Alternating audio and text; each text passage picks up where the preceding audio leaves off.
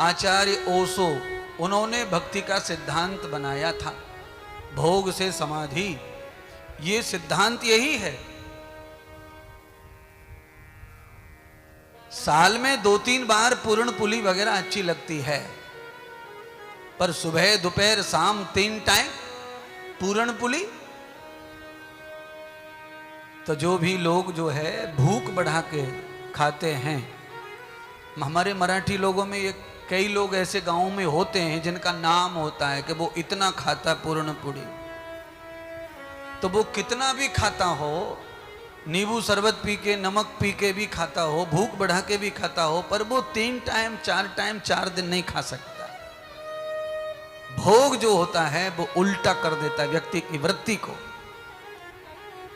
इसीलिए ऋषि महर्षि कहते हैं कि भोग भी करना है तो भोग करो, पर भोग को कैसा करो? त्याग पूर्वक करो, विरक्त होकर करो,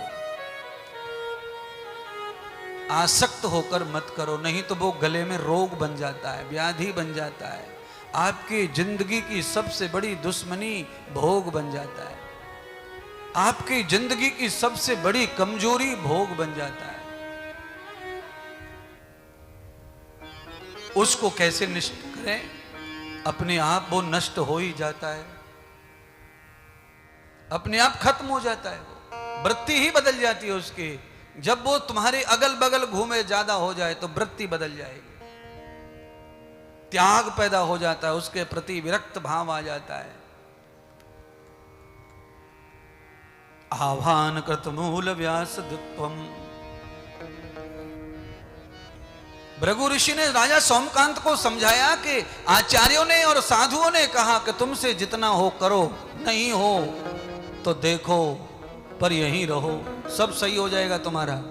और इस बात पर मैं पूरा कॉन्फिडेंट हूं, पूरा विश्वास रखता हूं कि अपने से कथा नहीं हो सकती है, कोई बात नहीं, खर्चा नहीं हो सकता, कोई बात नहीं, हवन हो नहीं सकता, कोई बात नहीं, पर जहां कथा हो रही है, जहां हवन हो रहा है, जहां उत्सव हो रहा है, जहां पर मूर्ति रखी है, जहां पूजा हो रही है, वहां जाकर चुपचाप बैठ के भजन करो, कीर्तन करो। और वो भी ना हो तो चुपचाप सुनो, देखो। देखने से, सुनने से भी हमको और हमारे बाल गोपाल को उद्धार का मार्ग खुल जाता है, रास्ते खुल जाते हैं, पुण्य खुल जाता है? आज 3 घंटे हो गए, तीसरी बार मैंने अपनी शब्द को रिपीट किया।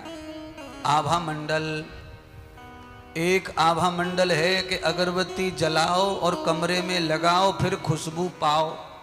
और एक आभा मंडल है कि जहां पहले से जल रही है वहां जाओ और बैठो और खुशबू पाओ। तो फ्री की खुशबू, अगरबत्ती बुझ जाए, खत्म हो जाए, उसके बाद भी पूरे दिन भर खुशबू नष्ट होती नहीं है। अगरबत्ती जल के खत्म हो गई, कब से? सुबह लगाई थी, सुबह खत्म हो गई, पर दिन भर पूजा के स्थान में थोड़े से एरिया में खुशबू बनी रहती है। घर में जहां पूजा स्थल है, जहां मंदिर है, वहां खुशबू बनी रहती है। क्योंकि मैंने दायरा बताया था, 1 बजे कथा शुरू हुई तो मैंने दायरा कहा। मैंने कहा था कि एक व्यक्ति के आभा मंडल में 10 मीटर इधर, 10 मीटर इधर, यानी कुल मिलाकर के इतना बाई इतना, 10 बाई 10 मीटर, 10 बाई 10 मीटर कितना हो गया? 100 स्क्वायर फीट हो जाए। 10 बाई 10 कितना हो गया भाई? मीटर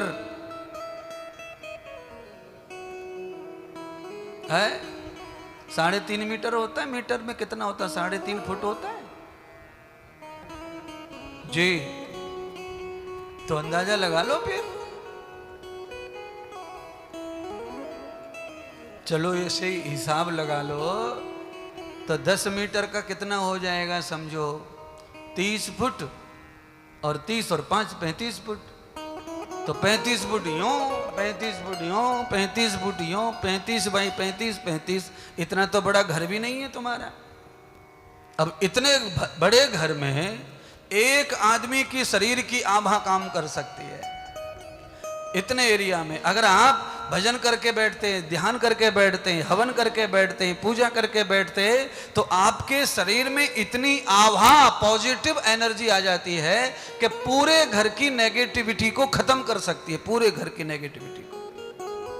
और एक आदमी पूरा का पूरा लुच्चा है, निकम्मा है, बदमाश है, तो पूरे के पूरे घर के हवन पूजा सामग्री सब खत्म। और आप जानते हैं कोई कोई आदमी तो घर में इतना लुच्चा होता है कि उसके घर में आते ही घर में झगड़ा शुरू।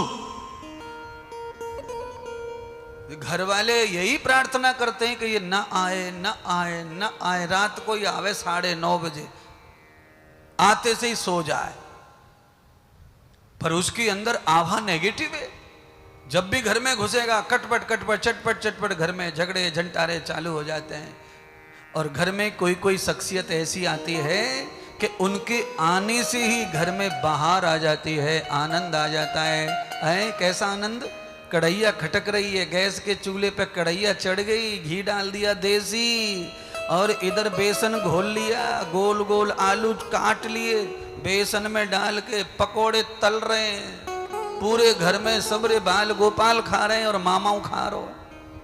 कोई कोई व्यक्ति ऐसा आता है कि उसके आने से पूरे घर के लोगों को पकवान खाने को मिल जाता है। और कोई कोई ऐसा आता है कि चटनी रोटी को भी खाने देता नहीं है। रोटी बनी रखी है, सब्जी बनी रखी है, भात बना रखा है, और खाना कोई नहीं खा रहा है। घर में घुसते से ही ऐसा कुछ आग डाल दी, खत्म, खाना सो